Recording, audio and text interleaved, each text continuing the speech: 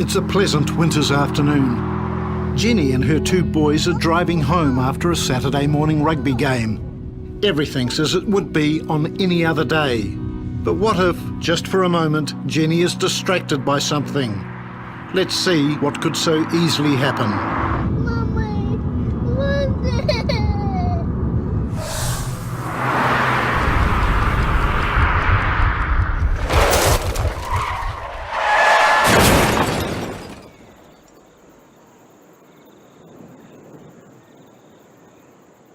2-year-old Toby in the back seat is badly shaken, but he is unhurt. His 13-year-old brother Jack is not so lucky. The impact of the crash has shattered his fourth vertebrae, leaving him paralysed. Worse still, the boy's mum, Jenny, has severe injuries. The isolated location of the crash means that she'll die before paramedics can reach her. How do you explain this tragedy to Jenny's family? Who's responsible for the misery unleashed by this brief, violent episode? Was it really her fault? Given what's happened, pointing the finger seems both a waste of time and grotesque. Surely there's a better way to understand this and, more importantly, to stop. A safe system would have saved Jenny's life and freed Jack from his life in a wheelchair. When every element of a safe system is strong and working well, the chances of death or serious injury decrease greatly.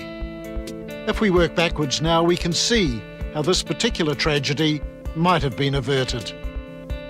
If the speed limit on the road was an enforced 80 kilometres an hour instead of 100, or if Jenny had been driving slower, her car would have hit the pole 20 kilometres an hour slower, or she might not have hit it at all.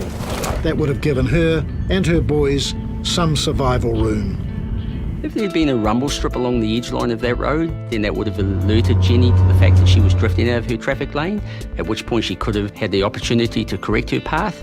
If there had been a wider shoulder, somewhere in the order of 1 metre, then Jenny would have had time to correct her path before she drifted into the gravel and lost control. We could ask ourselves, what if Jenny's car had a 4 or 5 star safety rating? So unlike the car behind me that doesn't even have airbags, a car with a higher safety rating will have airbags, crumple zone. It would have likely had curtain airbags that prevent the occupants' heads from coming into contact with the A-pillars or the windows inside the car. We'll have electronic stability control that may have prevented the crash from occurring in the first place. And if you couple that with a lower speed before the collision occurs, it means the crash is just that much more survivable for everyone.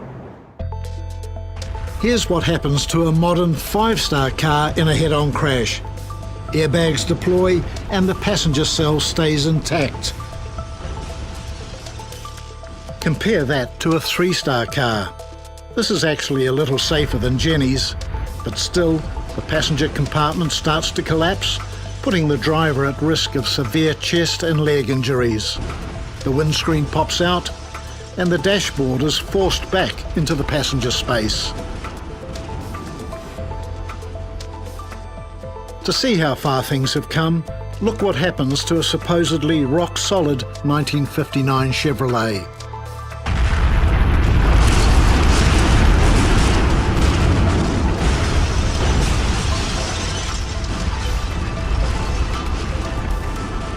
And how its modern counterpart fares in the same crash.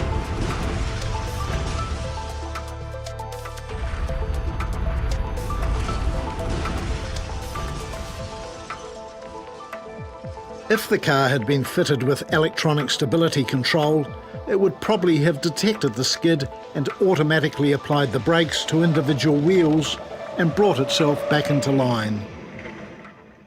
In the end, the pole is what killed Jenny.